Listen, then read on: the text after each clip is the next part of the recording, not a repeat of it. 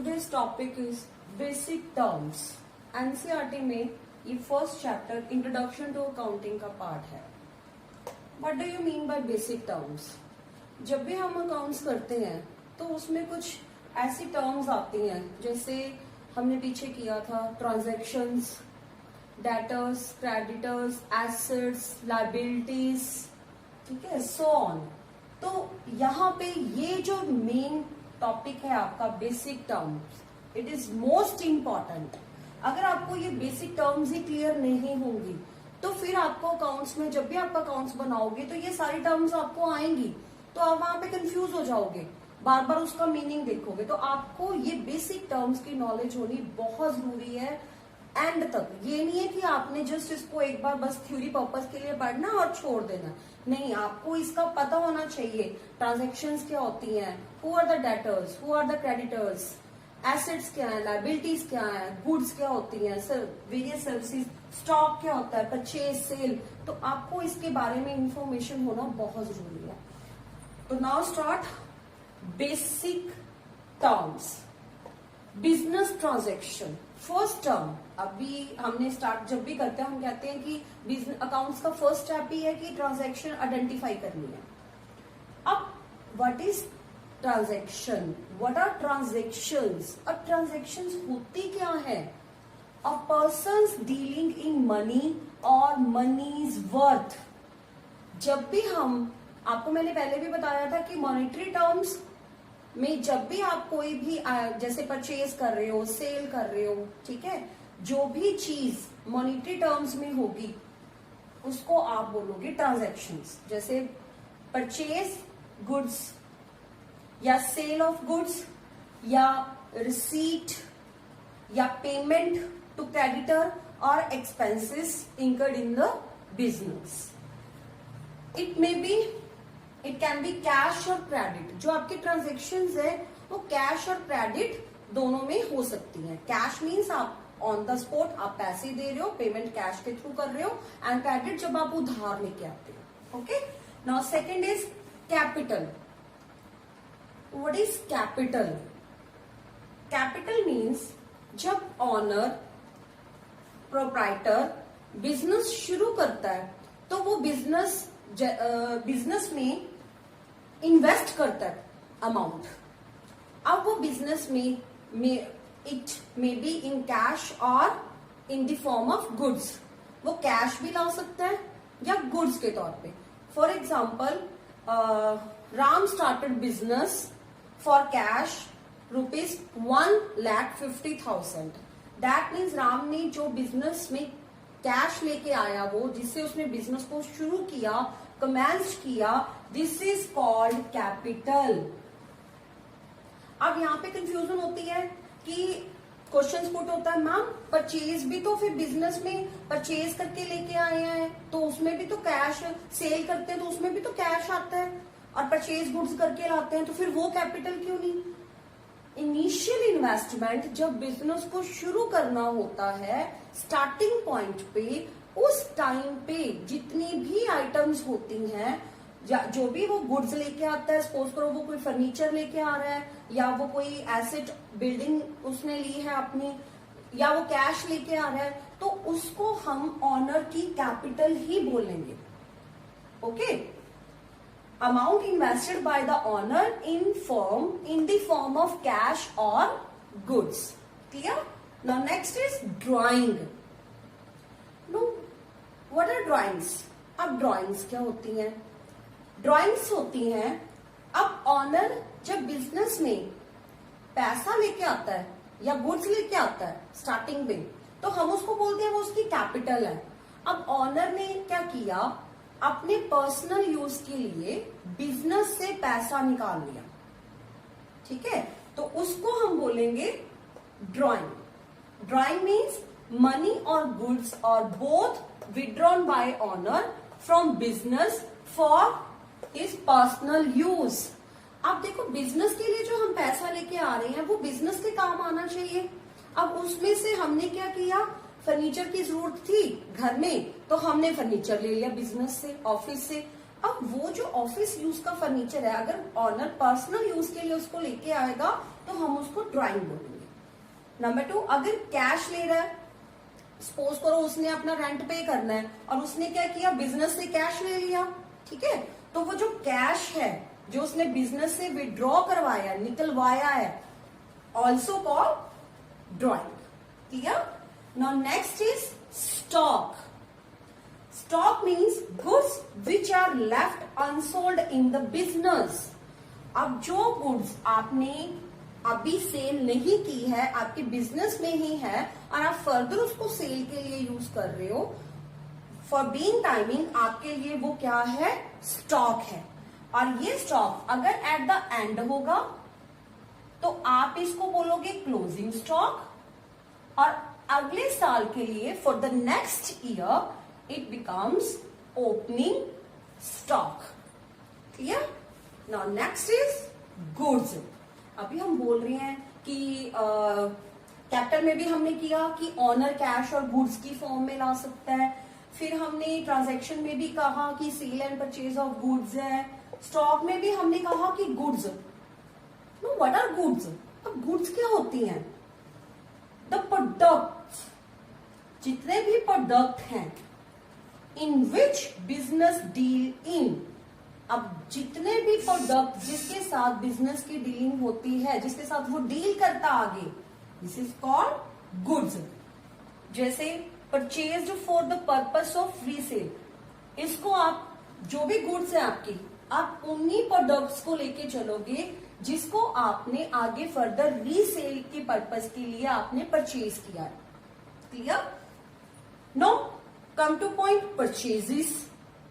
हमने बार बार तभी मैंने आपको ये क्लियर कहा है कि बेसिक टर्म्स की आपको नॉलेज होना बहुत जरूरी है, क्योंकि ये रिपीट होंगे आपको बार बार, हर बार। Goods, stock, purchase, sale, debtor, creditor. अगर आपको ये टर्म्स नहीं क्लियर होंगी तो आपको आगे जो जर्नल एजर बनाना उसमें आपको प्रॉब्लम आएगी। तो आपके लिए ये बेसिक टर्म्स क्लियर होना बहुत जरूरी है।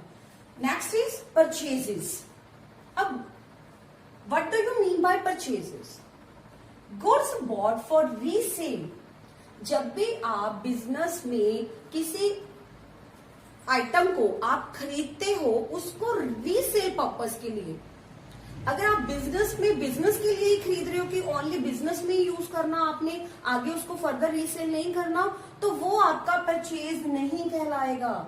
ओके? जब भी आप गुड्स को खरीदते हो फॉर रीसेल पर्पस, आपका क्या होता है, फॉर एग्जाम्पल आपने फर्नीचर परचेज किया या आपने मशीनरी परचेज की, मशीनरी से आप गुड्स बनाओगे, मैन्युफैक्चरिंग करोगे, तो वो जो आपकी मशीनरी है, ठीक है, वो आपकी परचेजेस का पार्ट है, क्योंकि आगे आपने रीसेल पर्पस के लिए उसको यूज किया। या रॉ मटेरियल, कोई फिनिश गुड्स बनानी है आपने, जो मशीनरी आपने ऑलरेडी परचेज की है जिससे आप सामान बनाओगे, उसको हम बोलेंगे फिनिश गुड्स, जो ऑलरेडी बन चुकी हैं। एंड रॉ मटेरियल क्या होता है, जो आपका रफ। सपोज करो मैंने फर्नीचर बनाना, उसके लिए मुझे वुड की जरूरत पड़ेगी। Would raw material. जब आपने वुड को लेके उसकी कटिंग करके, उसके बाद उसको पॉलिश वगैरह करके, एक शेप देके, फिर पॉलिशिंग करके, सारा स्टेप आपने प्रोसीजर खत्म कर दिया, उसके बाद आपने उसको बिजनेस में सेल के लिए आपने उसको रखा, तो उसको आप बोलोगे फिनिश्ड गुड्स। क्लियर? तो purchases means goods bought for resale purpose. Okay? It can be in cash और क्रेडिट। वही same, purchase goods from Ram on credit, आपने उससे क्रेडिट में ली, उधार ली क्योंकि आपके पास उस टाइम पैसे नहीं थे, या परचेज गुड्स फॉर कैश, आपने कैश में ली, तो ये कैश और क्रेडिट दोनों में हो सकती है। Now what is purchase return? जब आप गुड्स खरीद के लाई तो गुड्स में कुछ डिफेक्ट था या जो आपकी क्वालिटी थी उसके अकॉर्डिंग नहीं था, ठीक है, तो उस टाइम आप उस गुड्स को रिटर्न कर रहे हो सप्लायर जिससे आपने उसको खरीदा। When purchase goods are return to suppliers is called purchase return. Clear? Now next point is sale. When purchase goods are sold in order to earn profit. अब अंडरस्टूड है, आप जब भी कोई चीज परचेज करके हमने कहा परचेज करनी है रीसेल पर्पस के लिए। अब यहाँ पे ये कंसेप्ट आ गया सेल वाला। अब आपने जो गुड्स परचेज की थी रीसेल पर्पस के लिए, अब आप उसको सेल कर रहे हो। अब सेल क्यों करेंगे हम? टू अर्न प्रॉफिट, हमें प्रॉफिट चाहिए, उसके लिए हम करेंगे।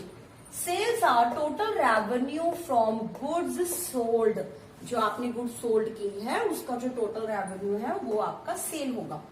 इट ऑल्सो कैश और क्रेडिट बेसिस, अगर आपने सेल कैश में की है, गुड्स सोल्ड फॉर कैश, तो वो आपकी कैश सेल कहलाएगी। और अगर आपने गुड्स सोल्ड ऑन क्रेडिट तो उसको आप कहोगे क्रेडिट सेल। क्लियर?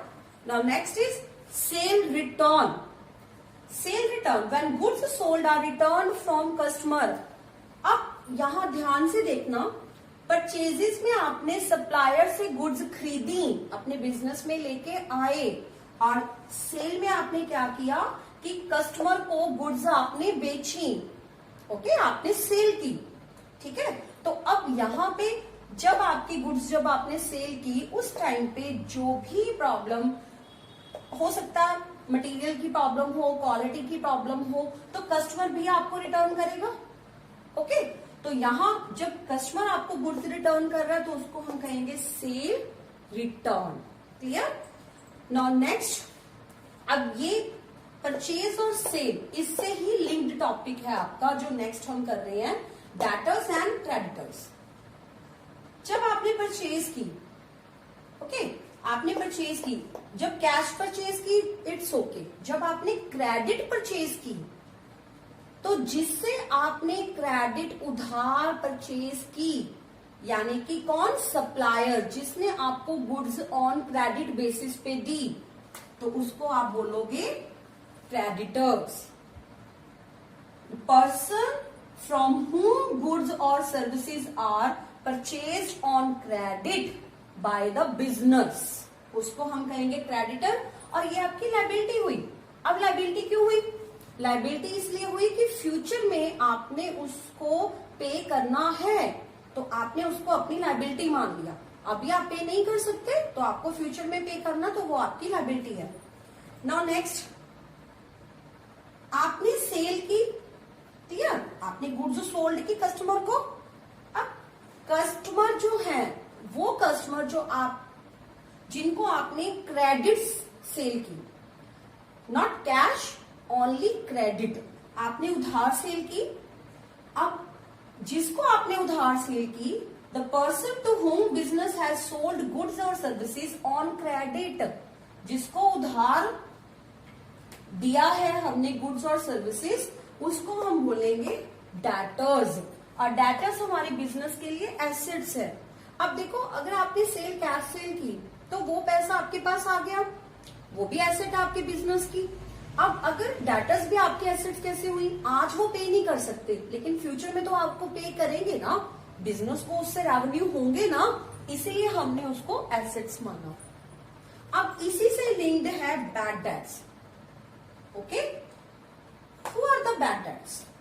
ठीक है, bad debts, debtors, who are the bad debtors और what is bad debt?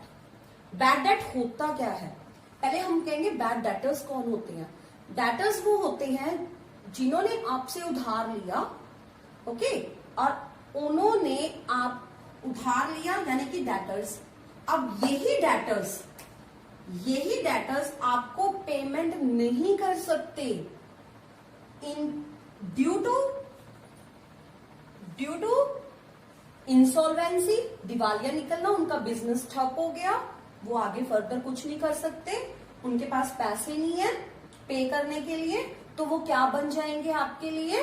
Bad debtors. और वो जो अमाउंट है, जितना रुपीस उनसे हमने लेने थे, वो अमाउंट आपकी कहलाएगी bad debts. Basic term is assets. Assets क्या होती हैं? बिजनेस की संपत्ति, जो बिजनेस के पास है। Valuable and economic resources of the business is called assets. अब एसेट्स को हम टू पार्ट्स में डिवाइड करेंगे, one is current assets, another is non current assets.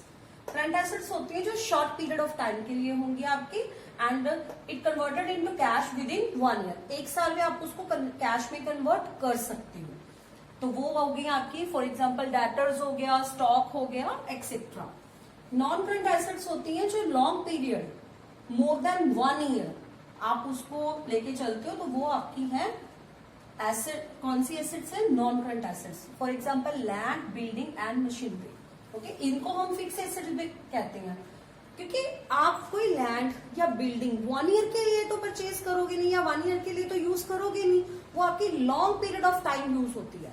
Okay, वो ऐसे नहीं है कि 1 साल यूज होगी, लैंड होगी, बिल्डिंग होगी, मशीनरी। अब इनको फिक्स एसेट्स भी बोला जाता है, लैंड, बिल्डिंग। क्यों? क्योंकि आप लैंड को, अब बिजनेस चेंज हुआ तो आप ऐसे थोड़ा कि लैंड को वन जगह से दूसरी जगह ले जाओगे, ठीक है, ये मूवेबल नहीं होती, इसीलिए इनको फिक्स एसेट्स भी कहा जाता है।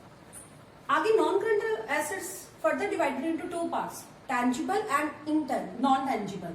टैंजिबल्स मीन्स जिनकी फिजिकल एग्जिस्टेंस होती है, जिनको आप देख सकते हो, ओके, फिजिकल एग्जिस्टेंस में होंगे। एंड नॉन टैंजिबल, अब इनको आप जैसे लैंड, बिल्डिंग, ये सब आपकी फिजिकल एग्जिस्टेंस में है, तो आप इनको टैंजिबल बोलोगे। नॉन टैंजिबल कौन सी होगी? जिनको आप नहीं देख सकते फिर भी वो एग्जिस्ट करती है, आपके बिजनेस के लिए इंपॉर्टेंट है। For example goodwill and patents. Goodwill क्या होती है? गुडविल होती है किसी बिजनेस की ख्याति, किसी बिजनेस का फेम, किसी बिजनेस का नाम जो मार्केट में होता है। तभी क्रेडिटर और इन्वेस्टर इंटरेक्ट होते हैं एक बिजनेस की तरफ। इसी के कारण अगर किसी बिजनेस की गुडविल अच्छी है तो उसके बहुत सारे अच्छे क्रेडिटर्स, बैंक लोन में फैसिलिटी मिलती है, इन्वेस्टर्स में मिलती है, आगे फर्म्स के आगे फर्दर कस्टमर के साथ अच्छे रिलेशन होते हैं, तो गुडविल का होना बहुत जरूरी है। नेक्स्ट है liabilities. Next basic terms liabilities. Liabilities क्या होती है? एंड ऑब्लिगेशंस और डेट्स। डेट्स क्या? जिनको आपने फ्यूचर में पे करना है, ओके, यानी कि has to pay after some time in the future. अभी आपने उनकी पेमेंट नहीं की, आपने फ्यूचर में करना है। फॉर एग्जाम्पल हमने पीछे क्रेडिटर पढ़ा, जो पिछली बेसिक टर्म थी उसमें क्रेडिटर थे, तो जो पेबल विद इन 1 ईयर, 1 साल में आप जिनको पे कर सकते हो, for example creditors, bill payable, उनको आप कहोगे current liability. And second is non current liability, payable after 1 year, 1 साल के बाद जिनको आपने पे करना अकाउंटिंग पीरियड के बाद, वो हो गए आपके जैसे बैंक लोन्स हो गए, आपने बैंक से लोन लिया कोई, या डिबेंचर्स हो गए। तो liability further divided into 2 parts, one is current liability and another is non current liability. Next is income. अब listen carefully, income, revenue and profit तीनों अलग अलग है।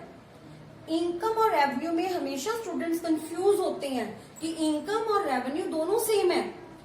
Income means increase in the wealth of an enterprises over a period of time. अब जब आपका एक time period finish होता है, उसके बाद जब हम देखते हैं कि हमारा जो एंटरप्राइज है उसकी वेल्थ में कितना इंक्रीज हुआ, this is called income. And revenue means जब आप amount received by business for selling goods और services, goods and services sell करने के बाद जो आपके बिजनेस में आता है उसके एक्सचेंज में, for example rent received, dividend received, interest received, this is called revenue. Okay, now income and revenue. Income means increase in wealth of an enterprise over period of time, and revenue means amount received by business for selling goods or services. goods और services cell करने के लिए उनको जो amount receive होती है वो होगी आपकी, ठीक है, फॉर एग्जाम्पल रेंट और dividend. Next profit. Profit means revenue minus expense. आपके रेवेन्यू ज्यादा होंगे, जो आपको अमाउंट रिसीव हुई है सेलिंग के बाद वो ज्यादा है, और एक्सपेंस आपके कम है तो आपको प्रॉफिट होगा। एंड अगर एक्सपेंस ज्यादा है, रेवेन्यू कम है तो लॉस होगा। Now what is expense? Expenses means cost incurred by business for earning revenue. ये जो revenue है हमारे, इसके लिए हम जो हमारी कॉस्ट यानी कि लागत फेस करता है बिजनेस, उसको हम बोलते हैं expenses. For example rent paid, wages paid, salaries paid. Okay, now expenditure. अब इन दोनों में भी कंफ्यूजन होती है। मोस्टली सारे एक्सपेंस और एक्सपेंडिचर को सेम ही बोलते हैं। एक्सपेंसेस मीन्स जो रेवेन्यू के लिए आप कॉस्ट लगा रहे हो, जो आपकी लागत आ रही है, उसको आप बोलते हो। जैसे rent received, wages paid, sorry rent paid, wages paid, salary paid. But expenditure क्या हो गए? Amount which is paid for increasing profit earning capacity, जिसका मेन टारगेट है बिजनेस की प्रॉफिट अर्निंग कैपेसिटी को इंक्रीज करना, नॉट फॉर अर्निंग रेवेन्यूज। सिर्फ revenues के लिए नहीं खर्चा किया जा रहा, वो आपका एक्सपेंस है। एक्सपेंडिचर है जब आप ये देखते हो कि आपके बिजनेस की प्रॉफिट अर्निंग कैपेसिटी कैसे इंक्रीज होगी, उसके लिए जो आप अमाउंट पेड कर रहे हो, this is called expenditure. Now expenditures are two types, revenue expenditure, capital expenditure. Revenue expenditure means amount spent to purchase of goods and services. Revenue expenditure means जो भी अमाउंट आप purchase of goods and services के लिए कर रहे हो, amount spend कर रहे हो, आप कोई चीज खरीद के ला रहे हो बिजनेस में, ठीक है, उसके ऊपर आप स्पेंड कर रहे हो। For example rent, interest etcetera. And capital expenditure means if benefits of expenditure received for more than 1 year, जब आपने कोई गुड्स परचेज की और उसका आपको बेनिफिट 1 साल से ज्यादा सालों के लिए हो रहा है, मोर देन 1 ईयर, तो उसको आप बोलोगे capital expenditure. Okay, now next point is discount. Discount आपको होती है छूट मिलती है। जैसे मोस्टली आपने देखा होगा कोई भी गुड्स एंड सर्विसेज आप नॉर्मली मार्केट में जाते हो, वहां पे 50% discount, 20% discount, 70% discount. Now what is the meaning of discount? Discount आपको छूट दी जाती है। अब जब आप मार्केट में कुछ खरीदने जाते हो तो आपने देखा होगा कि वहां पे ये क्रेडिट पे नहीं मिलती आपको छूट, जो भी डिस्काउंट मिलता है वो कैश पे मिलता है, ताकि आपकी जो अगर मैं कोई 1000 की चीज लेने जा रही हूँ, अगर मुझे उस पर 10% डिस्काउंट मिलेगा, ओके, तो 100 उसमें से डिडक्ट करके आपकी 900 की रह जाएगी, तो मुझे तो उसका बेनिफिट है ना, मुझे तो उसके लिए 900 पे करना पड़ेगा। तो जब भी कोई ट्रांजैक्शन, अब वो जो हमने बात की है कि 1000 में 100 लेस करके 900 ही पे करना है, तो वो आपका बनेगा cash discount. Cash discount means when a trader allows a concession to the customer to make payment in cash or by check। अगर मैं चेक के थ्रू या कैश के थ्रू पेमेंट कर रही हूँ तो उसको इनकरेज करने के लिए, ताकि मैं ज्यादा से ज्यादा कैश पेमेंट्स करूं, तो वो हमें क्या प्रोवाइड करेंगे? Cash discount. और ये आपका बुक्स में रिकॉर्ड होता है। अगर आपने पे किया तो आप उसको लिखते हो डिस्काउंट अलाउड, और अगर आपने रिसीव किया तो आप लिखोगे डिस्काउंट रिसीव्ड। लेकिन यहां पे हम बात करेंगे ट्रेड डिस्काउंट की।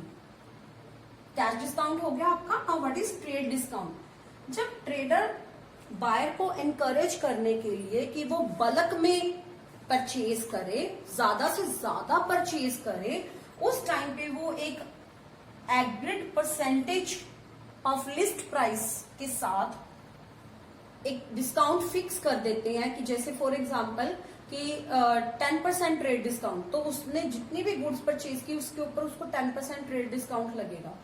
अब ये ऐसा डिस्काउंट होता है, ये ऐसा डिस्काउंट है जो आपका रिकॉर्ड नहीं होगा बुक्स में, ठीक है। जैसे अभी हमने बात की थी कैश डिस्काउंट में कि 10% कैश डिस्काउंट है 1000 का, तो आपका 100 डिस्काउंट निकल गया।